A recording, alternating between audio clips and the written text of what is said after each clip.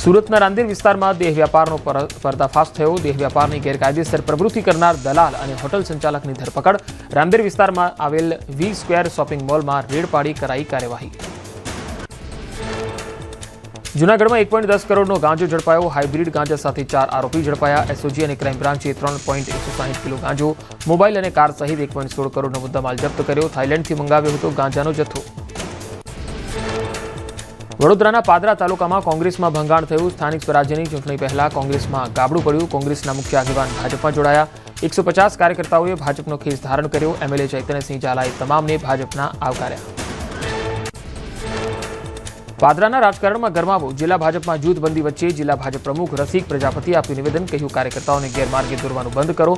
કોઈપણ કાર્યકર્તાઓને ગેરમાર્ગે દોરે તો મારી પાસે લાવજો। જિલ્લા ભાજપ પ્રમુખે આડકતરી ચેતવણી પણ આપી। અમરેલી તાલુકા ભાજપ પ્રમુખ ચેતન ધાનાણી સામે એટ્રોસિટી એક્ટ હેઠળ ગુનો નોંધાયો।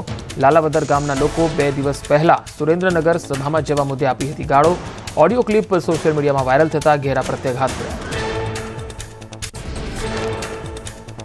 સુરતના કતારગામમાં મેટાડોર ટ્રેડિંગ એકેડમીમાં દરોડા। 3.35 કરોડના શંકાસ્પદ ટ્રાન્ઝેક્શન મળી આવ્યા। પોલીસે 4 જેટલા શખ્સોની ધરપકડ કરી। પેટીએમ કંપનીના નામનો ઉપયોગ કરી સાયબર માફિયાઓને QR કોડ સપ્લાય કરતો હતો આરોપી।